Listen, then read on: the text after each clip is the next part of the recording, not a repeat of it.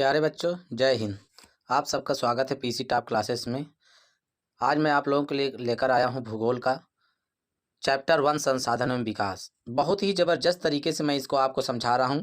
अगर आप इसे एक बार पूरा सुन लेंगे तो आपको ये चैप्टर पूरी तरह से याद हो जाएगा। और मैं आपको बता दूं, आपके बोर्ड पेपर में इसमें से कम 10 नंबर का क्वेश्चन जरूर आता है। संसाधन एवं विकास का मतलब है, संसाधन और विकास का मतलब क्या है? संसाधन संसाधन क्या होता है और विकास क्या है?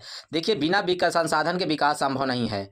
ऐसे साधन जिनसे हम अपनी आवश्यकताओं की पूर्ति करते हैं, चाहे वो प्राकृतिक हो चाहे मानवकृत हो, उन सब की बात हम करते हैं। जिन उन साधनों की बात करते हैं जिन साधनों से जीवन की सारे आवश्यकताओं की पूर्ति जिस साधन के द्वारा करते हैं, वे सभी हमारे लिए संसाधन कहलाते हैं। अभी संसाधन की परिभाषा नीचे मिलेगी आप सबको। और संसाधन से ही विकास होता है, संसाधन से ही विकास होता है। बिना संसाधन के विकास संभव नहीं है।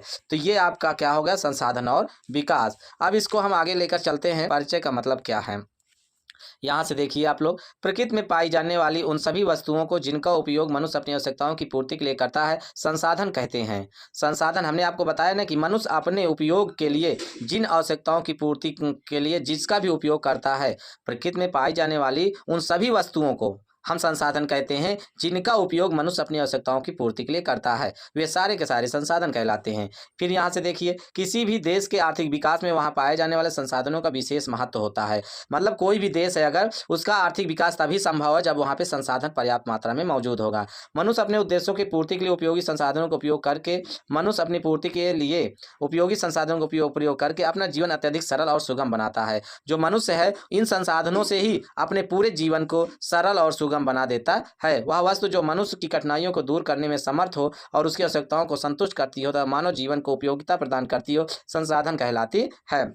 मतलब कि वो सारे वस्तु संसाधन कहलाते हैं जिनसे मनुष्य अपनी कठिनाइयों को दूर करने में समर्थ हो, मतलब उसकी शक्ति रखता हो कि उनकी सारी कठिनाइयां मनुष्य की दूर हो जाती है जिन वस्तुओं से, और अपनी आवश्यकताओं को संतुष्ट करता है। वो मानव जीवन के लिए जो उपयोगिता प्रदान करता है, वो सभी के सभी संसाधन कहलाते हैं। संसाधन के अंतर्गत क्या क्या आता है, ध्यान से देखिए लीजिए। मिट्टी सबसे ज़्यादा आपका मेन मुख्य संसाधन, जिससे कि पूरे जीव जंतु सब मिट्टी से ही अपना पेट पालने की पूरा का पूरा ज़्यादातर, मतलब 90 क्या 99% आपकी उपयोगिता मिट्टी से होती है। फिर आपकी जलवायु हो गई, स्थलाकृति, स्थल की आकृति जो हो गई, मतलब जमीन की बनावट। फिर जल राशियाँ, फिर वनस्पतियाँ और खनिज सम्मिलित हैं। कोई भी पदार्थ संसाधन तब बनता है जब उसका उपयोग हम अपने ज्ञान के आधार पर करते हैं। जैसे जल प्रपातों और झरनों का प्रयोग विद्युत निर्माण के लिए किया जाता है। मतलब अगर ऐसे कहा जाए तो जल प्रपात और झरने आपके संसाधन नहीं है, लेकिन जैसे ही हम इसको विद्युत निर्माण के लिए अपने उपयोग में लेते हैं तो यह एक हमारे लिए क्या बन जाता है, संसाधन बन जाता है। कोई भी तत्व जो मानव के लिए प्रत्यक्ष या परोक्ष रूप से उपयोगी होता है, उसे संसाधन की श्रेणी में रखा जाता है। तो जितने भी आप यहाँ से देख लीजिए, जितने भी तत्व हैं वो मानव के लिए अगर प्रत्यक्ष या परोक्ष दिखाई दे या ना दिखाई दे, प्रत्यक्ष का मतलब दिखाई देना और परोक्ष का मतलब दिखाई ना देना, तो दिखाई दे या ना दिखाई दे, अगर वह हमारे उपयोग के लिए महत्वपूर्ण है तो हमारा एक संसाधन कहलाएगा। तो हम उसे संसाधन की श्रेणी में रखते हैं। अब हम जेम्स फिशर, देखो जेम्स फिशर क्या कहते हैं, संसाधन वह कोई भी वस्तु हो सकती है जो मानवीय इच्छाओं या आवश्यकताओं की संतुष्टि करता है। मतलब अगर मानव के इच्छाओं और आवश्यकताओं की पूर्ति करता है तो वह वस्तु संसाधन है, ये जेम्स फिशर कहते हैं। अब प्राकृतिक संसाधन उन संसाधनों को कहते हैं जो प्रकृति द्वारा प्रदान किए जाते हैं और मनुष्य के लिए उपयोगी होते हैं। ये कौन कहते हैं, वीसी मैकनाल कहते हैं। क्या कहते हैं, वीसी मैकनाल कहते हैं कि प्राकृतिक संसाधन उन संसाधनों को कहते हैं जो प्रकृति द्वारा प्रदान किए गए। प्रकृति का मतलब समझ रहे हो भाई, जिसके हम भगवान, अल्लाह, ईसा मसीह या सिख जो भी मानते हैं, उनको साइंस की भाषा में और आपके इतिहास की भाषा में, भूगोल की भाषा में, किताबी भाषा में उसे प्रकृति कहा जाता है। क्या कहा जाता है, प्रकृति कहा जाता है। तो प्रकृति द्वारा प्रदान किए गए सभी वस्तु क्या कहलाते हैं, प्राकृतिक संसाधन कहलाते हैं। इसके बाद हम आगे चलते हैं आपको लेकर। प्राकृतिक पर्यावरण नामक तत्व संसाधन तभी बन सकता है जब मनुष्य उनकी उपयोगिता ही न समझे बल्कि उनका उपयोग भी करे। जिमरमैन, ये जिमरमैन क्या कहते हैं कि प्राकृतिक पर्यावरण नामक तत्व संसाधन तभी बन सकता है, संसाधन कोई भी वस्तु संसाधन तभी कहलाएगी जब मनुष्य उसकी उपयोगिता को समझे और उनका उपयोग भी करे। मतलब उपयोगिता अकेले न समझे बल्कि उसका उपयोग भी करे, दोनों चीज। अगर उपयोगिता को समझे और उसका उपयोग करे तब वह संसाधन कहलाएगा, नहीं तो संसाधन नहीं कहलाएगा। ये कौन कह रहे हैं, जिमरमैन कह रहे हैं। कौन कह रहे हैं, जिमरमैन। आगे चलते हैं। हमारे पर्यावरण में उपलब्ध वस्तुओं के रूपांतरण प्रक्रिया प्रकृति प्रौद्योगिकी और संस्थाओं के परस्पर अंतर संबंध में निहित है। मानव प्रौद्योगिकी द्वारा प्रकृति के साथ क्रिया करते हैं और अपने आर्थिक विकास की गति को तेज करने के लिए संस्थाओं का निर्माण करते हैं।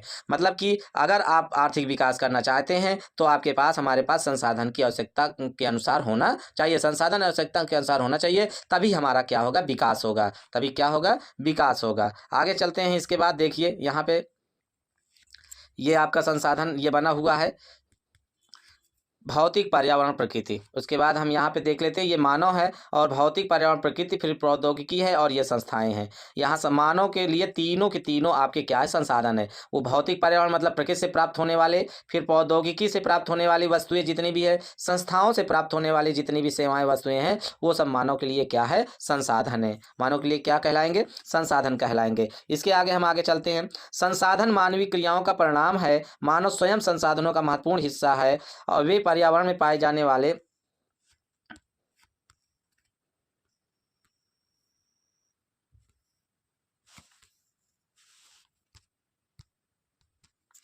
संसाधन मानवीय क्रियाओं का परिणाम है। मानव स्वयं संसाधनों का महत्वपूर्ण हिस्सा है। वे पर्यावरण में पाए जाने वाले पदार्थों को संसाधनों में परिवर्तित करते हैं तथा उन्हें प्रयोग करते हैं। इन संसाधनों का वर्गीकरण निम्न प्रकार से किया जा सकता है। मतलब अब हम जो आपके संसाधन हैं उनको कितने आधार पर बांटा गया है, किस किस रूप में पाए जाते हैं, ये सारे कुछ आपको बताने जा रहे हैं। सबसे पहला उत्पत्ति के आधार पर। उत्पत्ति के आधार पर क्या है, जैव और अजैव। अभी इसको हम बताएंगे विस्तृत रूप से, लेकिन थोड़ा थोड़ा आप इसको समझ लीजिए। उत्पत्ति के आधार पर, ख नंबर समाप्तता के आधार पर, नवीकरण योग्य और अनवीकरण योग्य संसाधन। उसके बाद हम आपको ले चलते हैं, ये आपका ग नंबर स्वामित्व के आधार पर। किसके आधार पर, स्वामित्व के आधार पर। स्वामित्व के आधार पर क्या है, व्यक्तिगत है, सामुदायिक है, राष्ट्रीय और अंतर्राष्ट्रीय है। ये जितने आपके हैं ये स्वामित्व के आधार पर है बांटे गए हैं। विकास के आधार पर, और इसके बाद क्या है, विकास संभावी, विकसित, भंडार और संचित कोष है। इतने चार भागों के अनुसार क्या किया गया, संसाधन को बांट दिया गया है। हम बात करते हैं अब यहाँ पे संसाधन के, जो इस एरो की तरह बांटा गया है पार्ट में। सबसे पहले संसाधन की बात करते हैं। संसाधन प्राकृतिक और मानवीय। संसाधन को दो भागों में बांटा गया है, प्राकृतिक संसाधन और मानवीय संसाधन। प्राकृतिक संसाधन और मानवीय संसाधन। अब प्राकृतिक संसाधन को कितने भागों में बांटा गया है, दो भागों में, एक नवीकरण योग्य और दूसरा अनवीकरण योग्य। अब नवीकरण योग्य और अनवीकरण योग्य दो भागों में क्या किया गया है, संसाधन, प्राकृतिक संसाधन को बांटा गया है। अब नवीकरण योग्य कौन है वो देख लो, अनवीकरण योग्य कौन है वो देख लो। सतत अथवा प्रवाह, जैसे पवन, जल। नवीकरण योग्य मतलब कि ऐसा संसाधन जिसे हम दोबारा प्राप्त कर सकें, जिसे हम दोबारा प्राप्त कर सकें। अब ये भी दो प्रकार से है, एक सतत है और अथवा प्रवाह है, और दूसरा जैव है। क्या है, जैव है। सतत अथवा प्रवाह क्या है, जैसे पवन जल है। जैव क्या है, वन है आपका, वनस्पति। ये भी दो प्रकार से बांटे गए, प्राकृतिक, वनस्पति और वन्य जीव। तो वन में पाए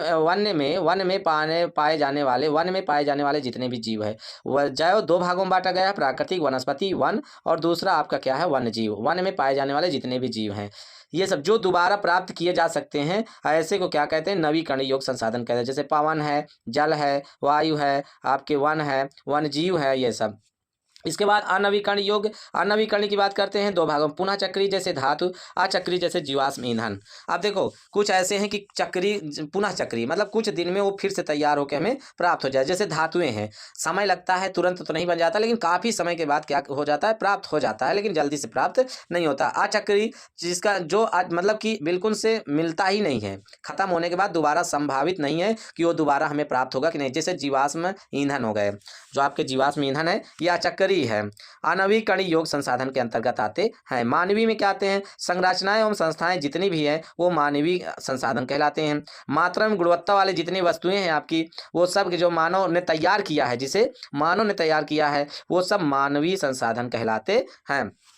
तो ये हमने आपको बताया संसाधनों का वर्गीकरण चार भागों में, उत्पत्ति के आधार पर, समाप्तता के आधार पर, स्वामित्व के आधार पर, विकास के आधार पर, चार भागों में बांटा गया। और फिर इसके बाद ये संसाधन का वर्गीकरण आपने देख लिया। अब इसके बाद हम चलते हैं संसाधनों का जो वर्गीकरण है उसको विस्तार से पढ़ते हैं। संसाधनों के प्रकार जो अभी हमने ऊपर पढ़ाया आपको शॉर्टकट में, उसे हम विस्तार से देखेंगे। विस्तार क्या है इसका देख लीजिए ध्यान से। उत्पत्ति के आधार पर जैव संसाधन। जैव संसाधन क्या है, ध्यान से सुनिए, ध्यान से समझिए। जीवमंडल में जैव संसाधनों की प्राप्ति होती है और इसमें जीवन व्याप्त है, जैसे मनुष्य, वनस्पति जात, प्राणी जात, मत्स्य, पशुधन आदि। अजैव संसाधन क्या है? अजैव संसाधन निर्जीव वस्तुओं से बने समस्त संसाधन अजैव संसाधन कहलाते हैं। उदाहरण के लिए चट्टानें और धातुएं, जो उत्पत्ति के आधार पर मतलब प्रकृति के द्वारा जो उत्पादन किया गया है या उत्पन्न हुआ है, जैसे खदानों में मिलता है या ऐसे ही बाहर मिलता है, प्राणी, मनुष्य, वनस्पति जात, तो ये सब हमारे क्या उत्पत्ति के आधार पे हैं। उत्पत्ति के आधार पर जीवमंडल में जैसे कि मनुष्य, ये सब एक प्रकार संसाधन है। मनुष्य, वनस्पति जात संसाधन है, प्राणी जात संसाधन है, मत्स्य मछली जो है संसाधन है, पशुधन संसाधन है। अजैव संसाधन में जितने निर्जीव वस्तुएं हैं समस्त संसाधन अजैव संसाधन कहलाते हैं। उदाहरण के जैसे चट्टानें और धातुएं, चाहे लोहा, सोना, चांदी जो भी है, वो सब एक प्रकार का हमारे लिए संसाधन है। और कैसा संसाधन है? अजैव संसाधन है।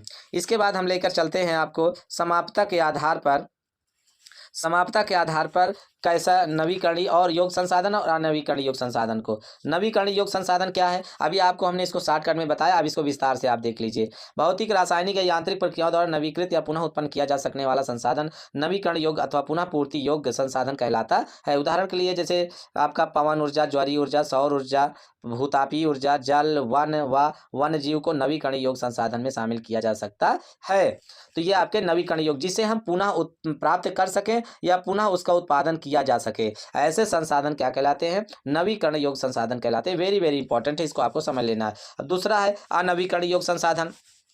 एक लंबे भूवैज्ञानिक अंतराल में इन संसाधनों का विकास होता है।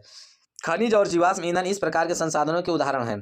इनके बनने में लाखों वर्ष लग जाते हैं। इनमें से कुछ संसाधन जैसे धातुएं पुनः चक्रीय और कुछ संसाधन जैसे जीवाश्म ईंधन अचक्रीय हैं, वह एक बार के प्रयोग के साथ ही खत्म हो जाते हैं। मतलब कुछ संसाधन है कि वो चक्रीय हैं कि चलते रहते हैं और दोबारा काफ़ी समय के लंबे अरसे के बाद प्राप्त किए जा सकते हैं, लेकिन कुछ अचक्रीय हैं जैसे जीवाश्म ईंधन, जिसे हम दोबारा प्राप्त नहीं कर सकते हैं। इसके बाद स्वामित्व के आधार पर। स्वामित्व के आधार पर क्या है उसको आप लोग देख लीजिए ध्यान से। स्वामित्व के आधार पर पहला है व्यक्तिगत संसाधन। ऐसे संसाधन निजी व्यक्तियों के स्वामित्व में भी होते हैं। मतलब जो निजी व्यक्तियों के अपना खुद का मालिकाना हो, मालिक होते हैं, वो व्यक्तिगत संसाधन कहलाते हैं। स्वामित्व के आधार पर उसे बांटा गया है। अनेक किसानों के पास सरकार द्वारा आवंटित भूमि होती है, जिसके प्रतिफल में वे सरकार को लगान देते हैं। गाँव में बहुत से लोग भूमि के स्वामी भी होते हैं और बहुत से लोग भूमिहीन होते हैं। शहरों में लोग भूखंड, घरों व अन्य संपत्ति के स्वामी होते हैं। बाग, चारागाह, तालाब और बहुत सारी चीज़ें हैं जो क्या करते हैं, खुद निजी, मतलब कोई ना कोई व्यक्ति उसका मालिक होता है। तो ये स्वामित्व के आधार पर बांटा गया है इसको संसाधन को। इसका नाम है व्यक्तिगत संसाधन। क्या है? व्यक्तिगत संसाधन। व्यक्तिगत संसाधन में और जैसे कुओं का जल आदि संसाधनों के निजी स्वामित्व के उदाहरण ये सब आपका है व्यक्तिगत संसाधन। दूसरा इसमें क्या है? दूसरा है सामुदायिक स्वामित्व वाले संसाधन। इस स्वामित्व के आधार पर सामुदायिक स्वामित्व वाले संसाधन क्या है?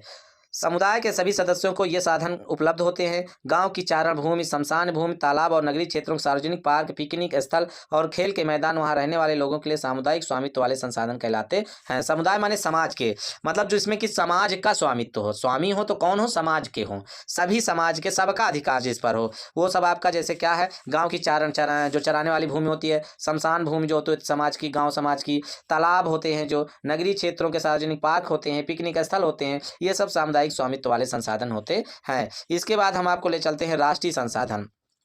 देश में पाए जाने वाले समस्त संसाधनों को तकनीकी रूप से राष्ट्रीय संसाधन कहते हैं। किसी देश की सरकार को यह कानूनी अधिकार प्राप्त है कि वह व्यक्तिगत संसाधनों को भी जन सामान्य के हित में अधिग्रहित कर सकती है। प्रायः हम देखते हैं कि सड़कें, नहरें और रेल लाइनें व्यक्तिगत स्वामित्व वाले खेतों में बनी हुई है। सरकार ने इसको क्या किया है, आगे देख लेते हैं। इसके बाद सरकार ने इसको क्या किया है, प्राय हम देखते हैं कि सड़कें, नहरें, रेल लाइनें व्यक्तिगत स्वामित्व वाले खेतों में बनी हुई है। सरकार ने शहरी विकास प्राधिकरणों को भूमि अधिग्रहण का अधिकार प्रदान किया है। समस्त खनिज पदार्थ, जल संसाधन, वन एवं वन्य संसाधन, इसके बाद राजनीतिक सीमाओं के जो आपके खनिज पदार्थ, जल संसाधन, वन एवं वन्य संसाधन, राजनीतिक सीमाओं के अंदर की समस्त भूमि और 12 समुद्री मील, मतलब कि 22.2 किलोमीटर तक महासागरीय क्षेत्र, भूभागी समुद्र व इनमें पाए जाने वाले संसाधन राष्ट्र की संपदा होती है। मतलब ये अगर कहा जाए राष्ट्र माने देश के भू स्वामित्व के आधार पर, जैसे देश का भी कुछ न कुछ चीज़ों पर अधिकार रहता है। जैसे समुद्र के लगभग 22.2 किलोमीटर की दूरी तक हर देश का, जिसके भी देश के किनारे समुद्र है तो 22.2 किलोमीटर दूरी तक उसी का क्षेत्र माना जाता है।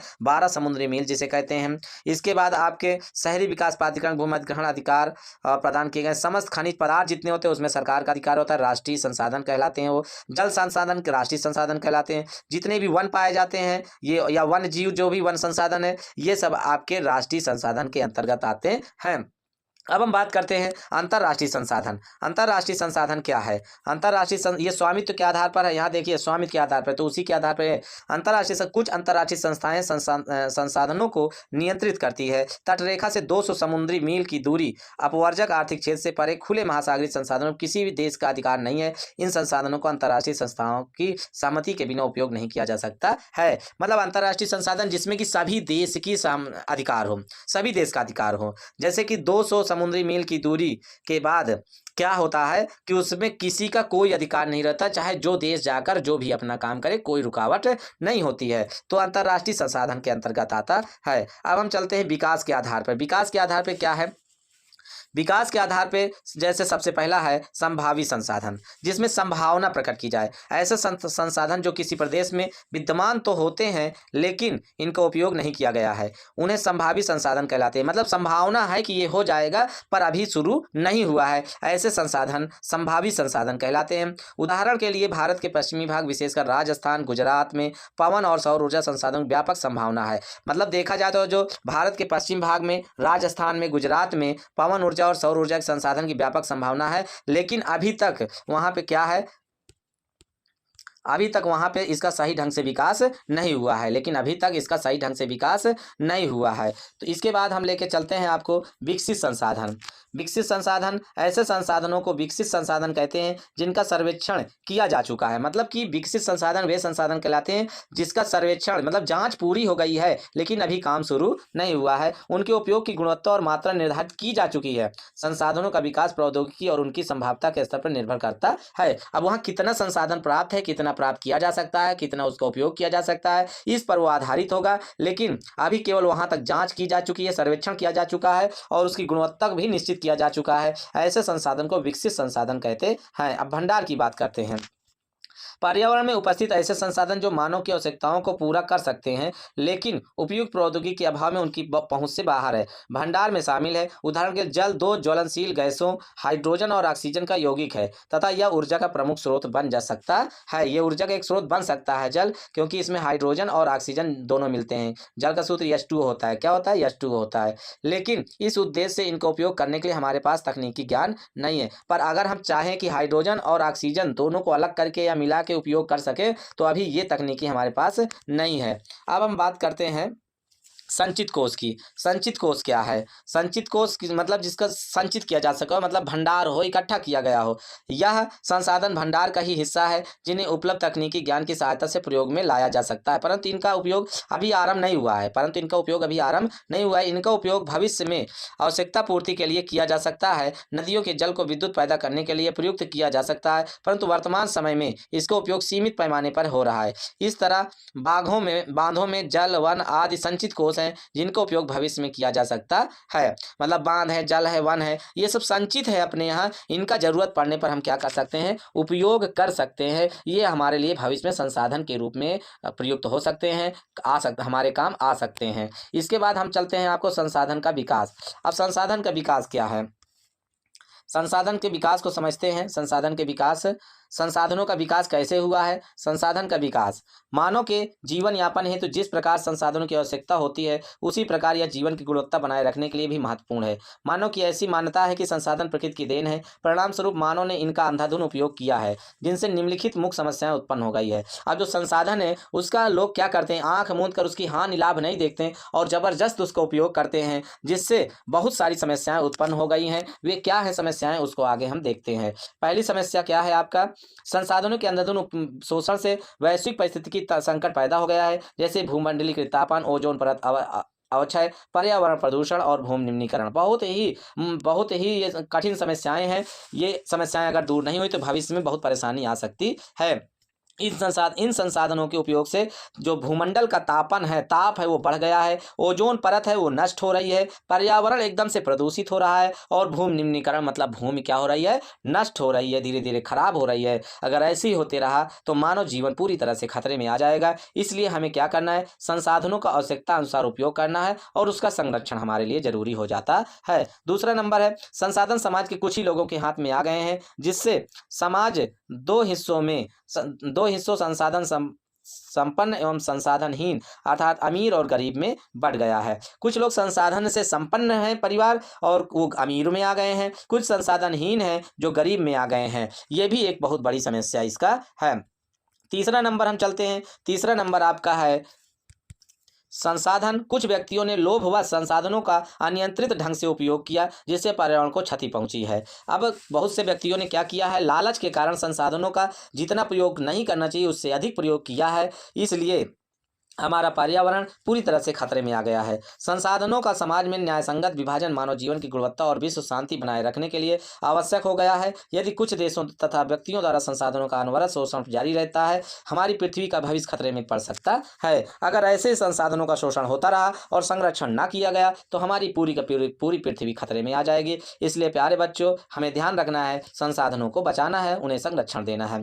अतः प्रत्येक प्रकार के जीवन का अस्तित्व बनाए रखने के लिए संसाधनों के उपयोग की योजना बनाना आवश्यक है। सतत अस्तित्व सही अर्थ में सतत पोषणीय विकास का ही एक भाग है। सतत पोषणीय विकास क्या है, अब हम ये समझते हैं। जब विकास पर्यावरण को बिना नुकसान पहुंचाए होता है तो उसे सतत पोषणीय विकास कहते हैं। इसमें यह भी शामिल है कि वर्तमान विकास की प्रक्रिया भविष्य की पीढ़ियों की आवश्यकता की अवहेलना ना करे। अर्थात सतत विकास प्रक्रिया अगर आपको अपनाना है, सतत पोषणीय विकास, तो हमारे पर्यावरण संसाधन में किसी प्रकार के हस्तक्षेप ना किया जाए, किसी प्रकार का नुकसान ना हो। अगर ऐसा होता है तो सतत पोषणीय विकास के अंतर्गत आता है। इसके लिए देखिए, ये वेरी वेरी इंपॉर्टेंट, पृथ्वी सम्मेलन 1992 रियो डी जेनेरो, ब्राजील के शहर रियो डी जेनेरो में जून 1992 में 100 से अधिक राष्ट्राध्यक्षों ने प्रथम अंतर्राष्ट्रीय पृथ्वी सम्मेलन में भाग लिया। इस सम्मेलन का आयोजन वैश्विक स्तर पर उभरते पर्यावरण संरक्षण और सामाजिक आर्थिक विकास की समस्याओं का हल ढूंढने के लिए किया गया।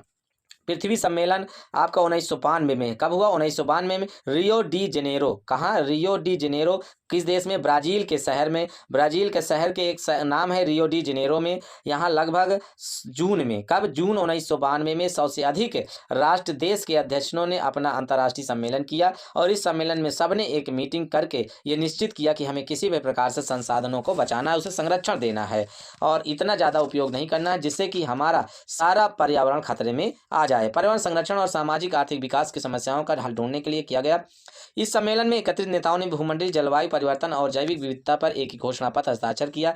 रियो सम्मेलन में भूमंडलीकृत और ये फॉरेस्ट प्रिंसिपल जिसको कहते हैं सहमति जताई और 21वीं शताब्दी में सतत पोषणीय विकास के लिए एक एजेंडा तैयार किया गया। क्या किया गया, एक एजेंडा तैयार किया गया। 21वीं सदी में एजेंडा 21 को स्वीकृत प्रदान की गई और उसका नाम भी दिया गया एजेंडा 21। एजेंडा 21 1992 में ब्राजील के शहर रियो डी जेनेरो में संयुक्त राष्ट्र पर्यावरण और विकास सम्मेलन यूएनसीईडी के तत्वाधान में राष्ट्राध्यक्षों द्वारा एजेंडा 21 स्वीकृत किया गया। एजेंडा 21 का उद्देश्य भूमंडलीकृत सतत पोषणीय विकास हासिल करना है। एजेंडा 21 का उद्देश्य वेरी वेरी इंपॉर्टेंट, इसको समझ लो। एजेंडा 21 का उद्देश्य भूमंडलीय सतत पोषणीय विकास को हासिल करना है। यह एक कार्यसूची है जिसका उद्देश्य समान हितों, पारस्परिक आवश्यकताओं एवं सम्मिलित जिम्मेदारियों के अनुसार विश्व सहयोग के द्वारा पर्यावरण क्षति, गरीबी और रोगों से निपटना है। एजेंडा 21 का मुख्य उद्देश्य यह है कि